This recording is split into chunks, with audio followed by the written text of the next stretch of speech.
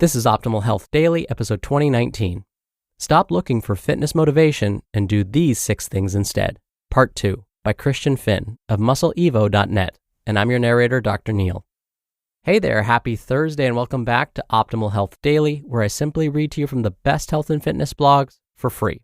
I cover fitness, nutrition, stress management, weight management, and lots more, just like an audiobook, but from a bunch of different authors, and always with permission from the sites, and always with a bit of my commentary at the end. Now, as a reminder, today's post is part 2 from yesterday. So if you're new here or are skipping around, I'd recommend listening to yesterday's episode first. That was episode 2018. But if you're all caught up, let's jump right in and hear part 2 and continue optimizing your life. Stop looking for fitness motivation and do these 6 things instead. Part 2 by Christian Finn of MuscleEvo.net. 4. Embrace the suck. Getting and staying in shape is not easy. It will often involve things that you find hard, boring, or uncomfortable. Many of those things will need to be done on a regular basis, whether you like it or not. Embracing the suck means accepting that fact. It means getting comfortable with being uncomfortable. You acknowledge that what you're doing is hard, but you do it anyway. So be prepared for things to get difficult. Plan for them.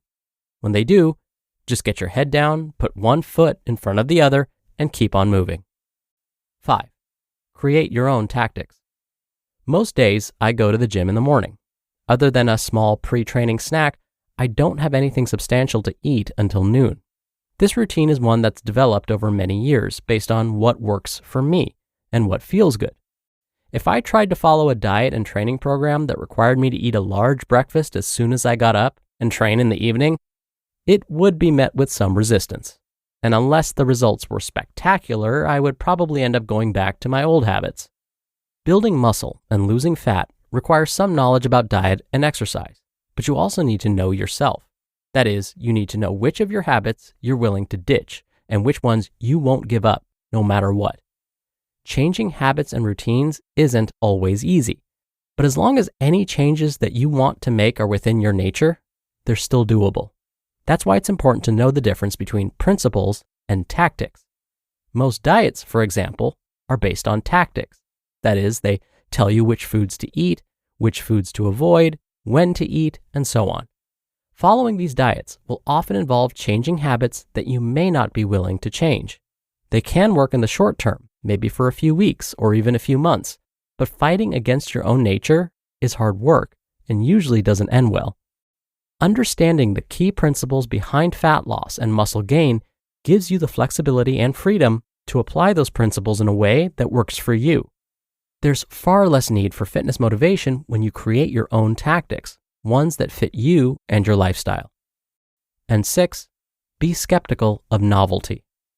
It's not unusual to get a spike in fitness motivation whenever you come across something that seems new and exciting, be it a diet, training method, or nutritional supplement. Most people have a strong preference for novelty, and fresh experiences of any kind tend to trigger the release of feel-good chemicals in the brain.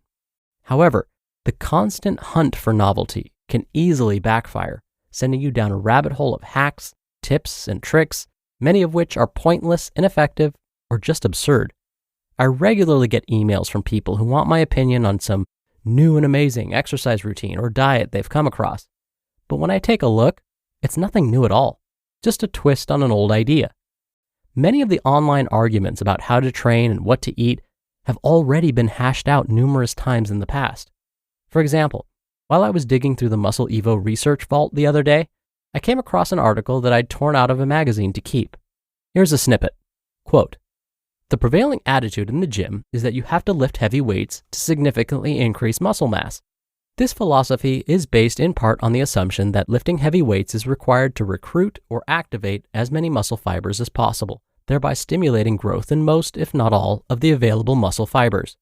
While it might be true that such lifting is the best way to stimulate gains in raw strength, it is not necessarily the case for stimulating maximal gains in muscle size. For the most part, strength-trained athletes may have slightly smaller muscles than the average bodybuilder, yet their strength to body weight ratio is usually much greater than that of a bodybuilder. How is this possible when all you have probably heard in the gym is you have to lift big to get big? End quote. In recent years, a number of studies have been published to show that light weights and higher reps do a surprisingly good job at building muscle. Now, this article wasn't published in the last few years. It wasn't even published in the last decade. In fact, it was published in Muscle and Fitness magazine all the way back in 1992. That's over 30 years ago. High reps versus low reps, low carb versus low fat, high volume versus low volume. The exact same debates that you see raging today once raged many moons ago. Modern research often gives us a greater insight into why something works. But in many cases, the fact that something does indeed work is fairly well established. What worked 30 years ago still works today, and it'll still be working 30 years from now. There's really nothing new under the sun, as the old saying goes, just the history you don't know yet. And even if there were, the fact that something is new in no way guarantees that it'll work any better than what you're doing now. In fact, I'd take old and proven over new and untested any day of the week. From Rolf Dobelli, author of The Art of Thinking Clearly, quote, "You're sitting in a chair, an invention from ancient Egypt. You wear pants, developed about 5,000 years ago and adapted by Germanic tribes around 750 BC. The idea behind your leather shoes comes from the last ice age. Your bookshelves are made of wood, one of the oldest building materials in the world. At dinner time, you use a fork, a well-known killer app from Roman times, to shovel chunks of dead animals and plants into your mouth." End quote. For the fitness industry to remain an industry, it needs to keep churning out new stuff. Magazines need something new to publish every month. Supplement companies need new supplements to sell. Equipment manufacturers need new products for people to buy. The challenge for you is to decide if new and different equals better. In many cases, it does not. You just listened to part 2 of the post titled, "Stop Looking for Fitness Motivation and Do These 6 Things Instead" by Christian Finn of MuscleEvo.net. Dr. Neal here for my commentary. Today's author, Christian, was talking about how it's important to find those behaviors that suit you and your lifestyle. Christian gave us the example of how a big breakfast doesn't suit them. If they were forced to eat a big breakfast, they may do it for a little while, but will probably go back to eating a smaller breakfast or not at all. I am the exact same way. I'm not the type of person that likes to eat a big breakfast. I've tried it and found that I felt very uncomfortable the rest of the day. In fact, even before my workouts, I keep things very, very light. And I actually still remember when I was in elementary school, we had those standardized test days. The school's administration would actually send a letter home to all the parents asking them to be sure they send us off to school after having eaten a large, hearty breakfast. The administration thought that this would help us perform better on the standardized tests. Well, for me, it made me feel sick for most of the day, which absolutely did not help my performance. So yes, please find what works best for you. And often, we can start by looking at what's been old and proven, as opposed to new and untested, to use Christian's words. All right, that'll do it for today. Thank you so much for being here. Thank you for listening every day. I hope you're having a great week, and I'll see you back here tomorrow for the Friday Q&A and where your optimal life awaits.